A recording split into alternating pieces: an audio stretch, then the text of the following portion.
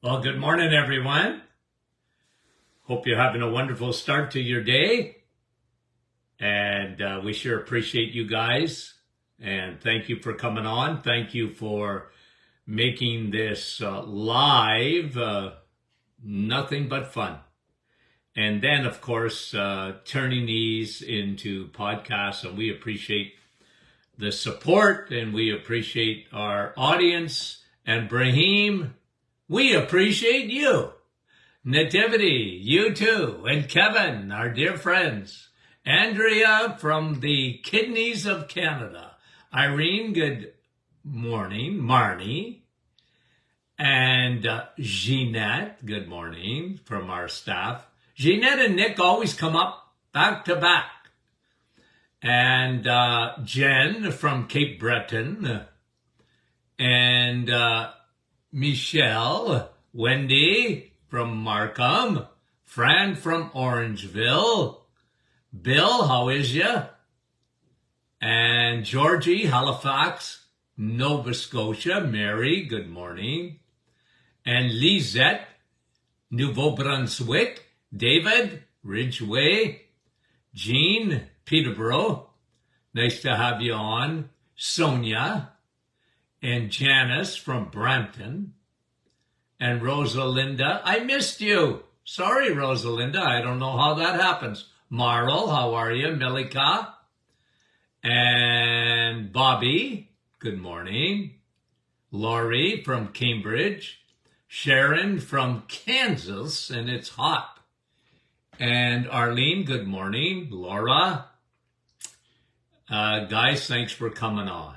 And Serpa from the lake out in Dowling, Maryland.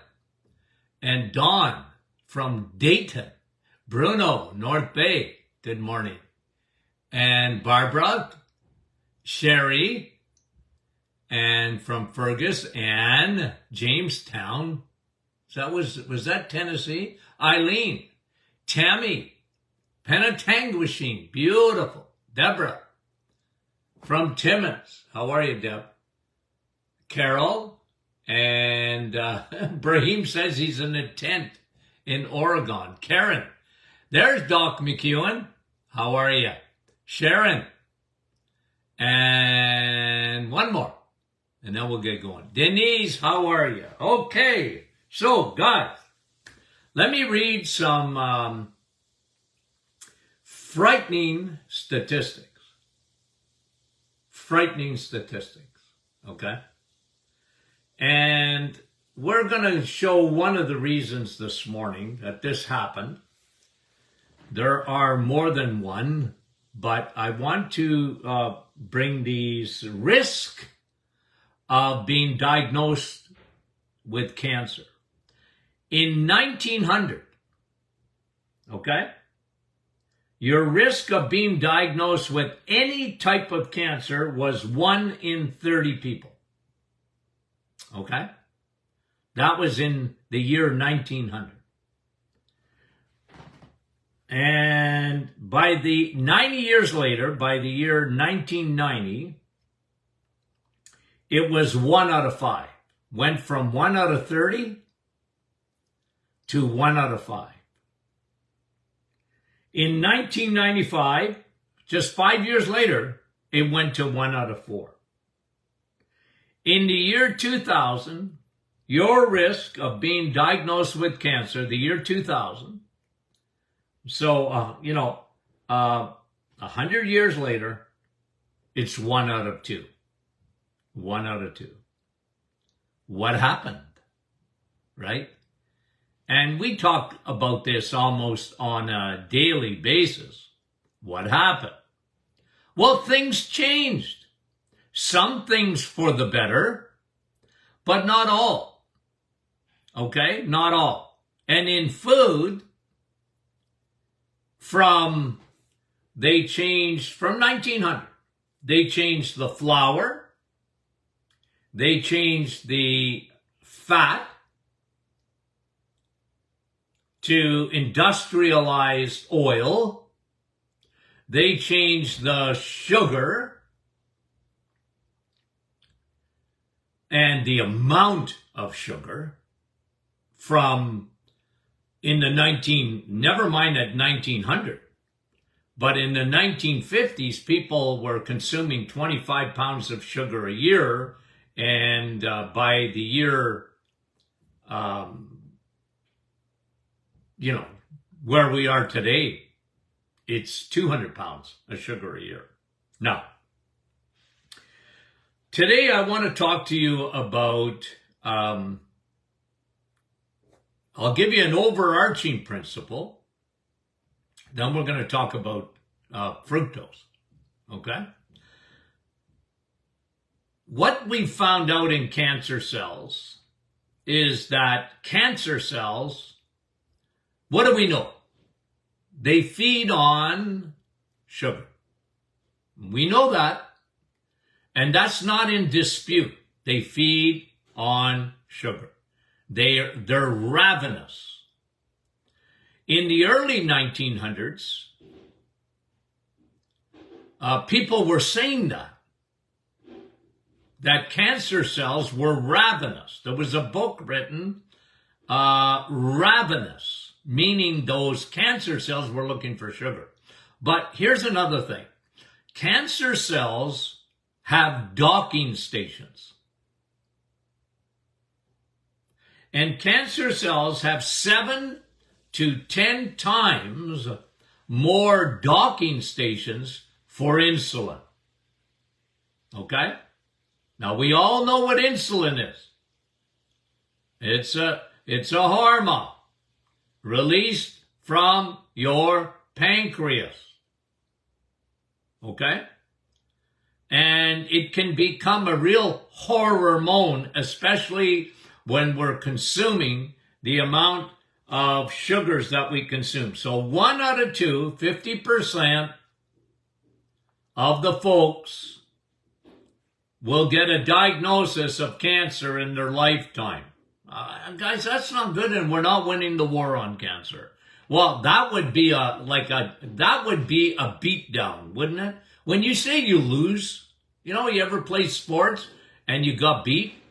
Well, how about you got to whip it? And it's amazing to me that the cancer industry, they want to be applauded. Are you kidding me? We're losing the war. We're getting beat. It's a disaster. What we're doing ain't working. Maybe we should try something else, but good luck with that. Good luck with that. Now, I want to bring you, okay, we're going to go over this. I want to bring you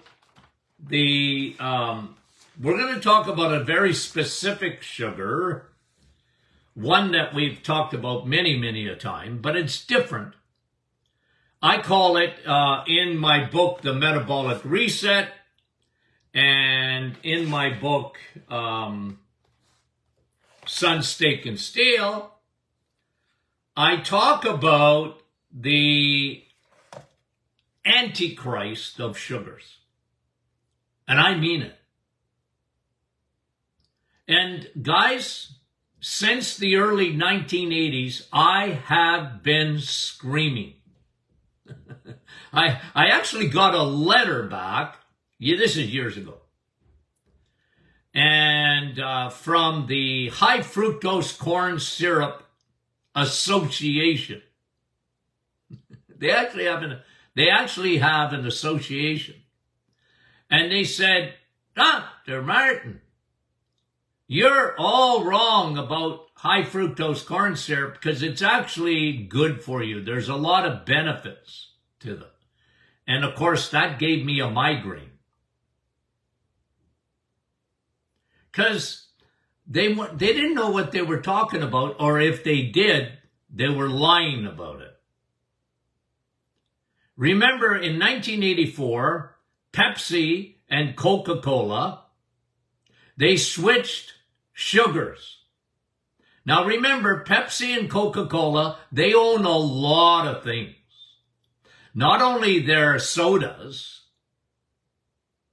they own a lot of the food industry. Okay? So when they switch sugars in their colas,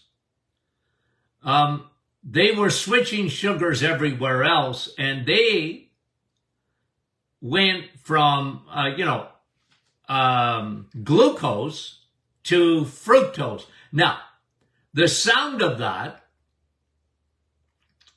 it sounds good. High fructose, okay? Corn syrup. Now, I've always told you the worst thing you can do is drink fructose. Okay? The worst thing you can do is drink it. You're meant to eat fructose. So when you eat an orange, there's fructose in there. That's all right. It won't kill you. Okay? Don't live on fruit. They're God's candies. But fructose, when you eat it, it's ain't going to kill you. Now, if you're a diabetic or whatever, you got to be very careful. Because fructose, okay, what's the difference between fructose and glucose? Okay? Fruit sugar. Well, a couple of things. One, and this is one of the reasons that they wrote me that letter, because I had publicly, in those days, I had a radio show, whatever, I was denouncing the high fructose corn syrup. And they didn't like that. So, but one of the things they said is, well, Dr. Martin, you know that fructose doesn't elevate insulin. Not like glucose does. Yeah, I'm well aware of that. However, fructose, high fructose corn syrup, doesn't elevate your insulin like glucose does, but it really elevates your insulin resistance. More than glucose does. Glucose will elevate your blood sugars. Okay? Fructose does too, but it doesn't elevate insulin near as much. But it really magnifies insulin resistance. So your cells, when confronted by high fructose corn syrup, develop resistance to insulin. We talk about that all the time. Okay? Now, let me keep going here. High fructose corn syrup, okay, elevates insulin resistance more than anything else. Okay? And two, it doesn't go through the same metabolism as glucose does. High fructose corn syrup doesn't get metabolized, broken down like glucose. It misses a step. And it's like, guys, the best way to describe it is like alcohol. What does alcohol do?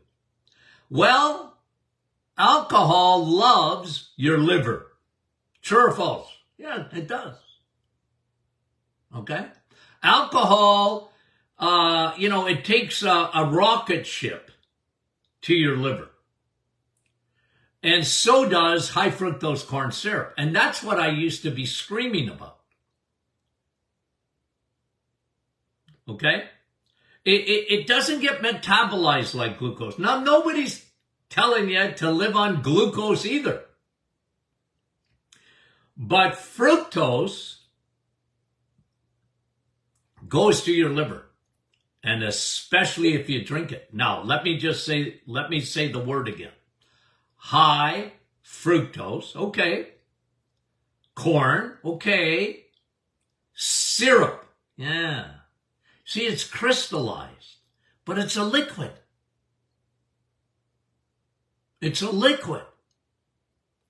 And it makes a beeline for your liver, okay? For your liver. Now, okay, what that does, okay, what happens in the liver doesn't stay in the liver, right? What happens with high fructose corn syrup when it goes to your liver? It creates lots of triglycerides. 3 fat balls. Okay? That happens in the liver. That's not good, guys. Remember, triglycerides, okay, everybody makes triglycerides, everybody. But when you elevate triglycerides, when you consume high fructose corn syrup, and listen, high fructose corn syrup is the antichrist of sugars. The reason I said it is because you have triglycerides being formed. That is very, very dangerous when it comes to cardiac. Okay? And people, here's what happens, okay? Food-wise. Here's what happens. Kids, imagine, we would have never thought kids could ever have trouble with their liver. Are you kidding me? You'd have told me that in the 1970s. I wouldn't have believed it. I mean it. That kids can create high triglycerides? Come on. How can that happen? How can that happen? But because of high fructose corn syrup, that makes that gets metabolized in the liver. The byproduct of that is high triglycerides, which are fat balls and very dangerous. Now, in the same way, kids, adults, whatever, when they love their fructose, they love soda, they love orange juice or apple juice, or even things that are in the middle aisles of their grocery store, from crappy dinner to cereals, they use high fructose corn syrup. Frosted Flakes are not great. Even if Tony the Tiger, and I like Tony's name, even if Tony the Tiger says they're great, they're not. High fructose corn syrup. Syrup. It goes to the liver. It packs on fat. When the liver is full, make triglycerides. And the triglycerides are sent into the bloodstream. And these same people, and it's a double whammo. They don't eat from the animal kingdom like they should. They don't get enough cholesterol. And cholesterol, guys, listen to me. Listen, Linda, listen. Cholesterol is out to save your bacon. What do you mean by that, Dr. Martin? Well, cholesterol's on your side.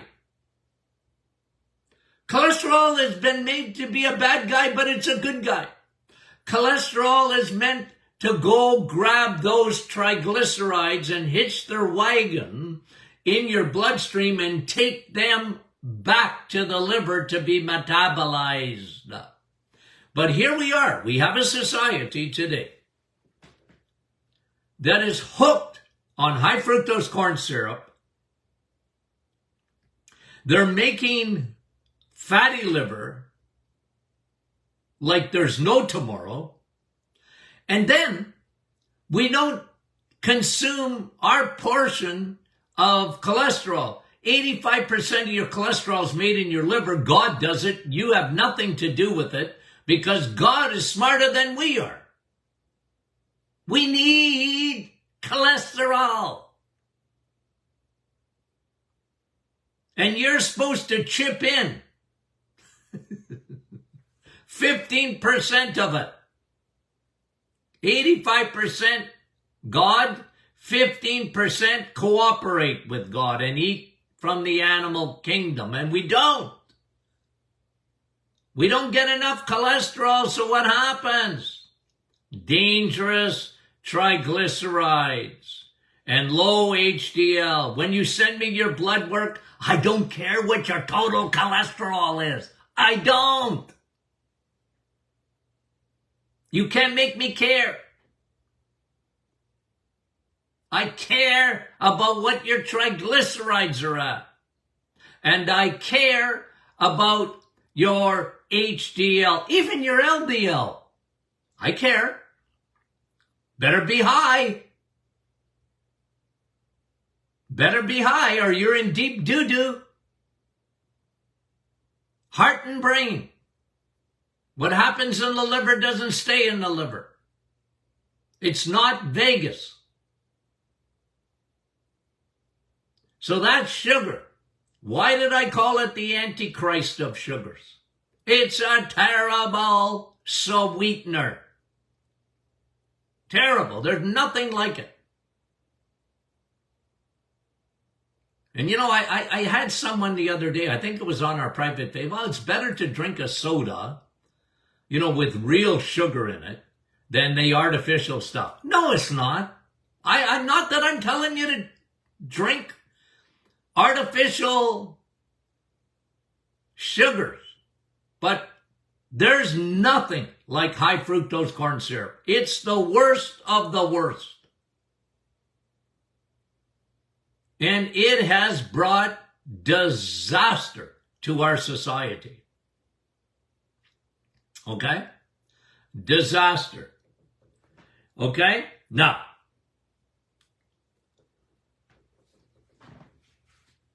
when you have, insulin resistance, one of the things that gets affected too, and this is high fructose corn syrup, another whammy, it decreases your leptin.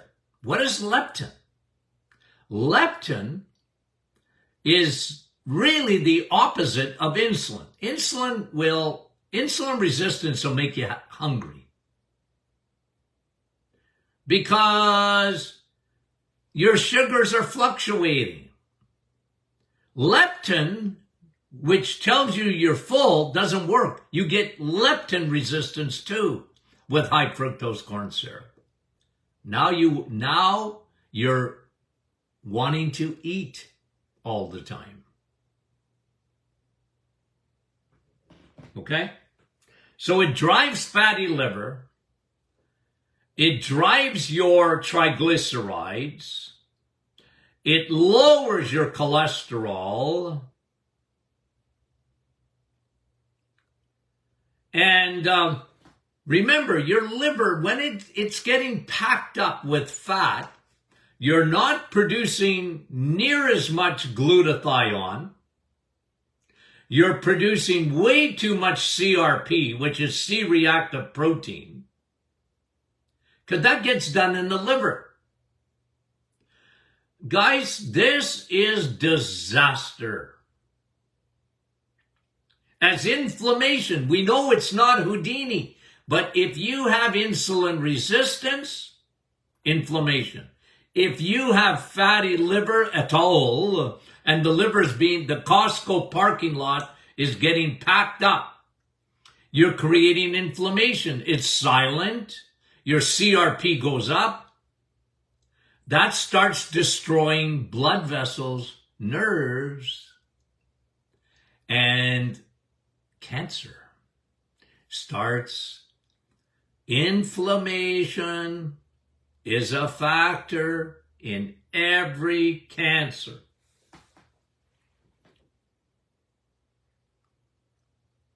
It lowers. Here's another factor. It lowers your nitric oxide. Why?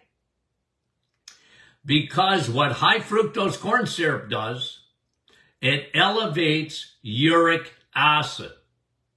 Why do we see so much gout? High fructose corn syrup. I've told you that a million times. People have a hard time believing me because if they Google gout, they're told not to eat red meat. But Google's changing that a little bit because I've seen a couple of sites where they said, yeah, well, you know what? It seems to be related to insulin. Hello? Hello? Yes. But they're still poo-pooing red meat. Red meat. It's so bad. It gives you uric acid. No, it doesn't. High fructose corn syrup elevates your uric acid. And a lot of people have high uric acid levels without gout.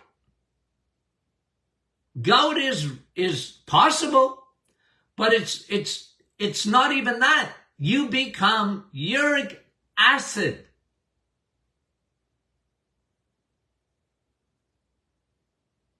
It creates acidity. It's very, very high uric acid is hard on your kidneys. So kidney stones. Yeah, you might get gout, but most people don't even get gout with high uric acid, but they get a lot of inflammation. Damaging to kidneys. Uric acid lowers your nitric oxide. What does nitric oxide do? Opens up blood vessels.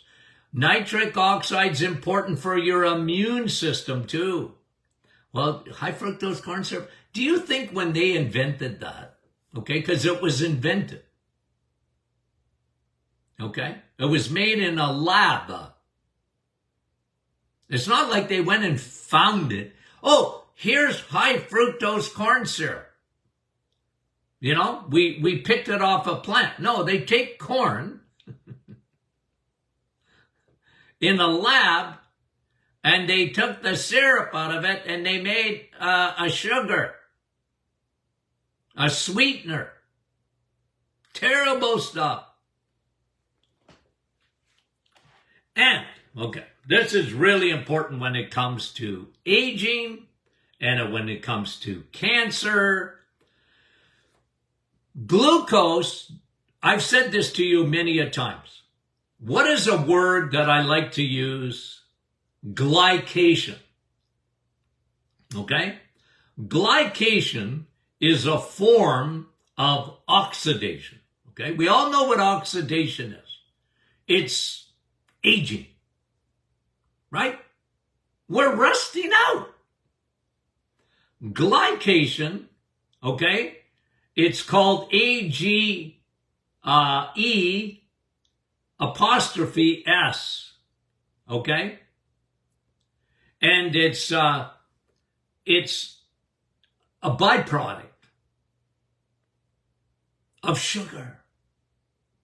But when the sugar or the sweetener is high fructose corn syrup, glycation is increased 10 times. Why do I love the reset, guys?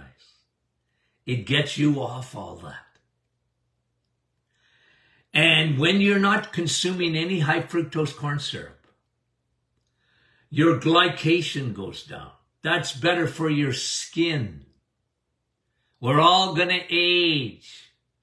We're all going to age, but you won't age as rapidly. Glycation is very hard on skin and collagen. It's very hard on your joints. Orthopedic surgeons have said when they look at a joint, okay? I've had orthopedic surgeons tell me, When they look at a joint, oftentimes they see that it's been, how did they say it? Caramelized. Okay? And meaning that it's worn out in a different way. It's not just bone on bone, but the bone is deteriorated. And we're getting that. I feel sorry for young people today that have been duped. That red meat is bad, but you can have the carbs. You need carbs to live. No, you don't. And then plus, they're not talking fruits and vegetables eating. They're drinking. When I see people lined up at Starbucks, Tim Hortons, you name the place, and they got these sugary drinks. It's a candy bar on steroids. I want to scream. Here I am going for a coffee, and what do? They're going for these sugary drinks with high fructose corn syrup in it. They're killing themselves. They're aging themselves. Cancer. They're asking for it. They don't know. They haven't been told.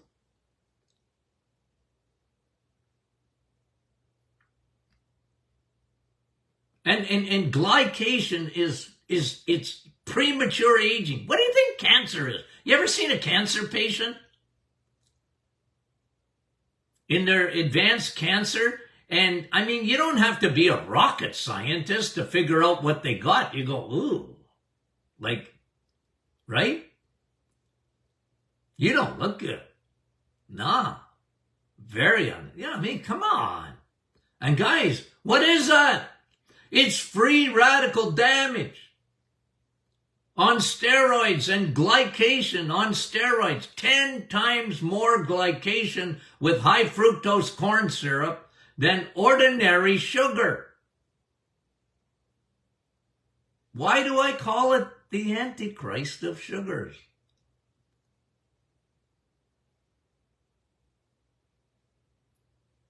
I'll tell you. I used to tell my patients this. When you do the reset,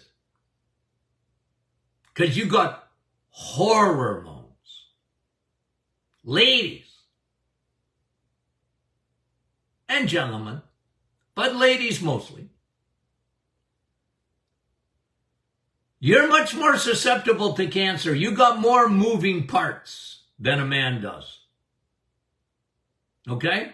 You're much more susceptible to it. And one of the growth factors, and I'm not saying men can't get this too, but, okay? I used to tell them, look, you need to cut out those crappy carbs because they have the bad sweetener, high fructose corn syrup. Stop drinking anything other than water and coffee. Okay, you can have a cup of tea. Stop drinking that stuff. Don't go to Starbucks and get a cappuccino or whatever you call it. Stop. And no more fruit smoothies. No. You can have Dr. Martin's perfect smoothie with a little bit of berries in it. But you don't go get a fruit smoothie. Why do you think Steve Jobs died from pancreatic cancer? I tell you, this is the reason we got so much pancreatic cancer today. Pancreatic cancer, when I was in school in the 1970s, was first of all just about unheard of. And second of all, it was old men that would get a pancreatic cancer. Not anymore. Not anymore. Why? Here we are, 1 out of 2, 50%. And let's give more money to the cancer societies. Why? What are they doing? They're not talking about food. They're not telling you what to do.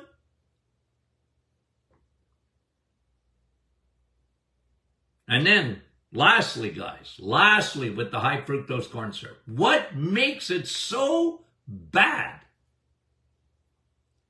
It's full of mercury. You know what? They always don't blame the fish for what high fructose corn syrup did. That's what I used to tell my patients. Don't blame fish. Oh, Dr. Martin, I don't eat fish because there could be mercury in it. Don't blame fish for what the sugar did. You know, true or false? If you did a survey and you said in the survey, how do you get mercury? How would anybody get mercury in their body? They'd say fish. They wouldn't say high fructose corn syrup because they lied and people died. Mercury.